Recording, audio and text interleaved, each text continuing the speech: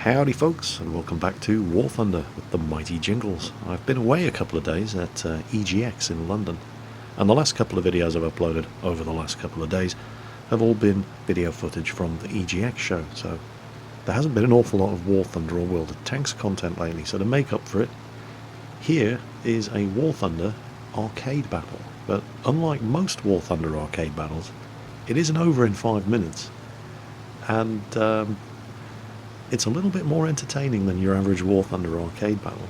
It's also a ground strike War Thunder arcade battle, my singular most hated kind of War Thunder arcade battle, and yet somehow this replay submitted by Volker Jaeger is absolutely amazing. It is one of the most entertaining games I have ever watched. It literally has absolutely everything. He's starting off flying the British lineup with the D520 premium French aircraft. It has a single 20mm cannon with a very limited ammunition load and a couple of machine guns. Very heavily armed aircraft for the time of the war when it was flying, the Battle of France in 1940. And a match for the Bf-1 and 9. And it's not a bad little aircraft here in War Thunder either. And here's his first victim, and it's a Bf-1 and 9 F4, who apparently burns very, very nicely indeed. He's just completely oblivious to the fact that there was a D520 swooping in at him from the starboard side. So that was nice. And he's still burning. Second victim, looks like a Wellington. And he's already opening up on somebody. Oh, yep, he's shooting at Volker Jaeger. There's somebody else going for him as well. He's killed one of his gunners. But he's starting to take some return fire. Taking a little bit of fuselage damage. Struggling with the old engine power. Oh, hit him again. Nice. And he's on fire again.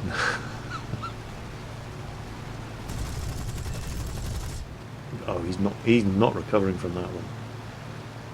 You'll note that despite the fact that the D520 does struggle at altitude, it doesn't climb particularly well. He is, nevertheless, because it's a ground strike map, staying high at the start of the game and going after the bombers. And there are plenty of fighters on the enemy team who are obliging him as well. He doesn't have to go and join the cluster of idiots down at ground level and risk all those mid-air collisions in the low-level dogfights. There's plenty for him to shoot at. Thanks to the enemy team actually trying to escort their bombers, plenty for him to shoot at up here. Like, what the hell's that? Oh, it's an Airacobra. That was close. So let's see how he's going to handle this. You'll notice he keeps going in the vertical. He keeps building up that energy advantage over whoever it is he's engaging. Oh, yep, it turns out Airacobras burn just as nicely as as Bf-1 and 9 F4s and Wellington bombers. Is he down? He's still burning. He's not down yet. There's no way he's recovering from that. Yeah, he's got it. Possibly I missed the kill message. He's having a look around, selecting his next target. Oh, there's checks out what's going on below him. Just making sure nobody's climbing up to get him. Yeah, there's a bit of a dogfight going down there at low level. I mean, there always is, even on ground strike. Who's his next victim going to be? I've lost track of his kills so far. That's 3, isn't it? Yeah. Okay. Don't worry, there's going to be substantially more than 3.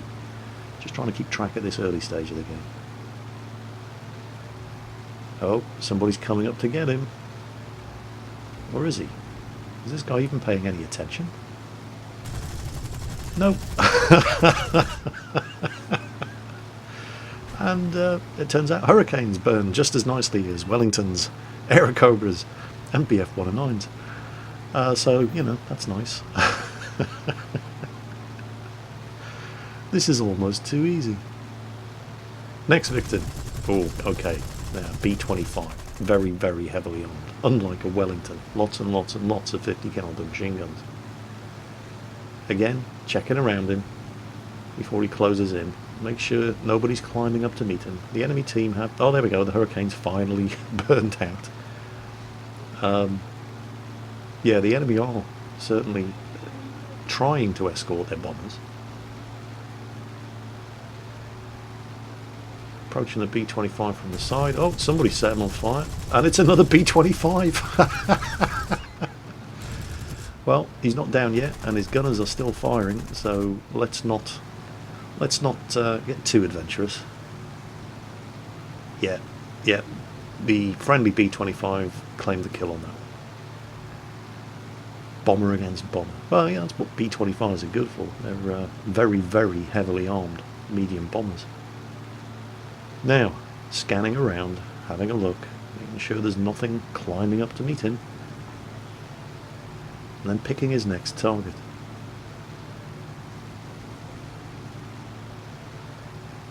Who do we have? I spy our next victim. Climbing up to meet him, so he puts it into a shallow climb. Maintains the altitude advantage. What is that? Can't really tell from here. I think it's the Wildcat.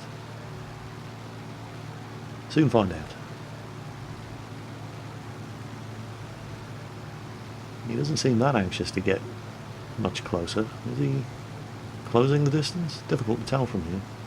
I must say the War Thunder replay system is much, much better than it was. Yeah, this guy's just flying along.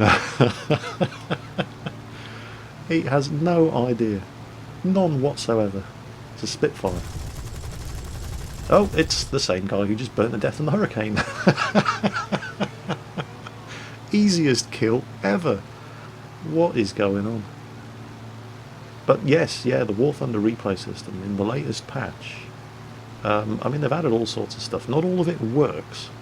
For example, you can't see the ticket counter at the top of the screen. You can see the placeholder for the ticket counter, but you can see things like the number of ground targets remaining, for example.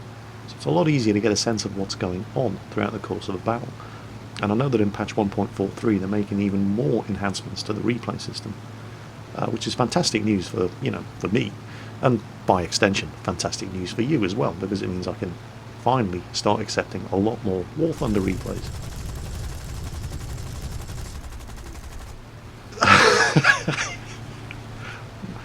Well, yeah, no big surprise that Zero's burned very nicely as well. But look at these guys. There's three of them on the tail of the plane in front of them. He's just set one of them on fire, and none of them are paying any attention.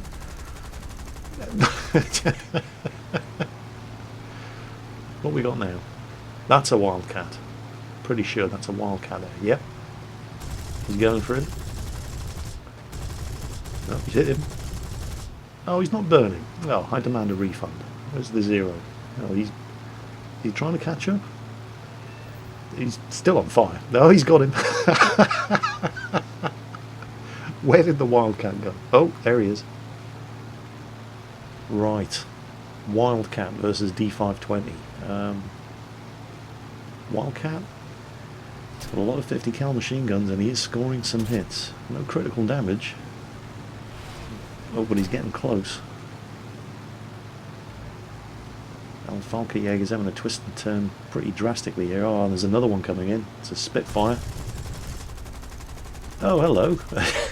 It's him again. It's the guy from the Spitfire and the Hurricane earlier. He's not having a very good day today, is he? Although that little diversion there has just given the Wildcat the chance that he needed to settle in on Falke Jaeger's tail. Is Falke Jaeger going to get the kill of this guy? His cannons are just reloaded. Well, it gave the Wildcat the chance he needed. And yeah, the D520's on fire, but he's got that Spitfire. The Wildcat put an end to his kill streak there. Now that was a well played little game up to that point. But don't worry, it's only going to get better. What's he going to jump into next? Let's have a look. Don't forget, he's flying his British lineup, so Spitfire. Now he's flying all rank 2 and 3 aircraft, so I'm not entirely sure which version of the Spitfire this is. It's got two 20mm Hispanos. It's possibly the 2B.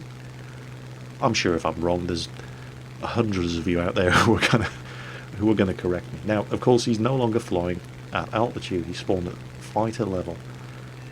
Fighter altitude, or as I prefer to call it, idiot altitude, especially when you play an arcade. Oh, Jingles. That's really harsh. You can't say that. Oh yes I can.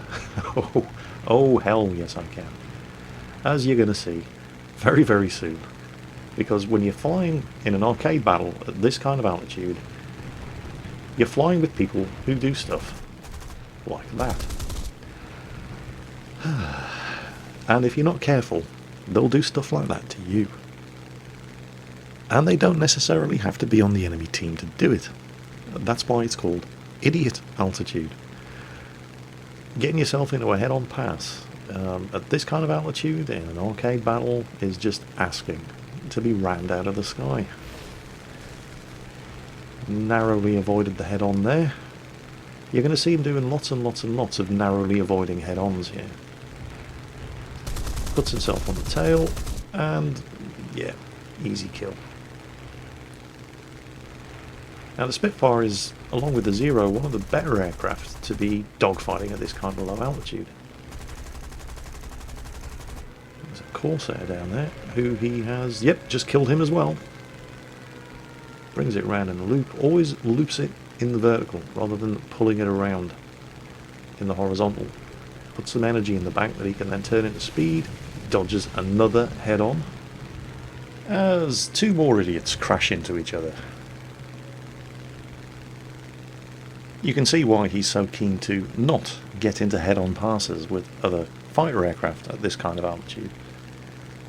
There's another one closing in, and there we go again. Another one. Another mid-air collision. Oh, War Thunder, you so silly. Well, while there's nothing better going on, he's gaining some altitude. There's all energy in the bank that he can turn into speed later. And that's a Hellcat coming in. Now, the Spitfire is never going to outrun the Hellcat, not even with the generous arcade flight model. What's going on up above him? Two guys busy setting each other on fire. Hellcat's closing right in. Now, he doesn't need to outrun the Hellcat, and he can't outrun the Hellcat, but all he has to do is just lead him closer in towards friendly aircraft, like that, give him something else to shoot at. Ducks and weaves, avoids the Hellcat's initial pass. Is the Hellcat going to be dumb enough to try to dogfight with the Spitfire? Initially it appears that he is, but then he goes in with dive and tries to power on out. But just when everything's going well, yep, you can always rely on some idiot on your own team to try to screw you over. So the genius in the Lag 3 has not only written his own aircraft off, he's also wrecked Falkejäger's ability to manoeuvre, because he's practically written off one of his Spitfire's wings. He got the Hellcat anyway, but yeah, that's not the point, damn it. Okay, right. So, ability to manoeuvre severely compromised, and he's taken hits. This is bad, bad news. That's a Ki-61. Now, he would be able to outmaneuver a Ki-61 if one of his wings wasn't screwed. So he's dropped his flaps there, and he's attempting to give this P-63 King Cobra a chance to swat this guy off his back. But the genius in the King Cobra is trying to dogfight with a Ki-61 instead of just opening the distance and booming and zooming on him. And the Ki-61 pilot is reasonably confident, with good reason, that while he's engaged in a tight turn fight with the Spitfire, the King Cobra is never going to be able to maintain the tight turning circle that he's going to need to shoot him down. And he is quite happily ignoring the King Cobra and just sitting on Falkejäger's tail. In fact, you're not going to believe this, but Falkejäger is actually going to have to save the King Cobra. I swear you couldn't make this shit up. What's this? Yep. KI61. And there's another one coming in, BF109. And Volker Jaeger is actually having to save the King Cobra from... Oh, just unbelievable. You know, it's at times like this when you've got to be thinking to yourself, I mean, dude, seriously, do I have to do everything here? Well, he's down now anyway. The BF109 has managed to wreck him, basically. His engine was gone, the fuselage was shredded, he was never going to get out of that one alive, so he's lost another aircraft. BF109 F2, I think. Nailed him. So, next aircraft in his British lineup. And the comedy is only going to get better from here on in. He's jumped into the Typhoon. Now, this is not a dogfighter, but it is a very powerful aircraft. It's more of a boom and zoomer. But he's got 4 20mm cannons. So it's a very powerful, very heavily armed, very fast aircraft. Somebody's burning very nicely down there. Picks his target, positions himself for a dive. Who's he going to go for? Bingo! There we go. Nice easy kill. 4 20mm Hispanos. Oh! Collision. That's the first time he has failed to avoid a head-on pass. Collided with a P-47. But he did hit him, and no, didn't get the kill. P-47 is down. Now he's in seriously bad shape. One of his wings is practically gone. It's generating almost no lift. Hordes of enemy aircraft. Well, one less now. Yep, he got him. So that's one Yak 3 less for him to worry about. And what's amusing about this is that he's doing all of this on one wing. Dornier 217. His tail gunners are giving him the good news. But yeah, 4 20mm cannons is one hell of an equalizer. And he's set him on fire. He's completely incapable of keeping this thing in the air with one wing, but he's set the Dornier on fire. And the Dornier is still burning. BF109 F2 took him out. The drunkest Russian.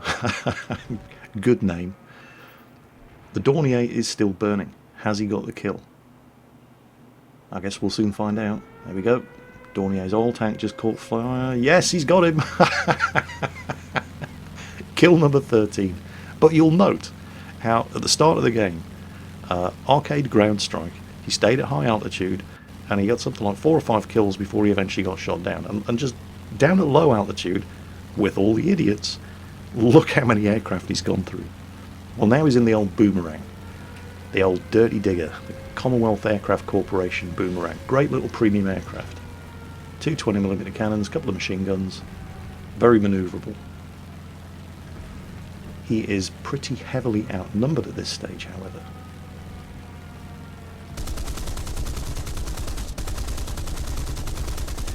Oh, scored a hit. Scored a crit. And when I say heavily outnumbered, what's actually going on at this part of the match? It set another one on fire. Literally, the entire enemy team is swarming all over him. He is the last guy flying on his team.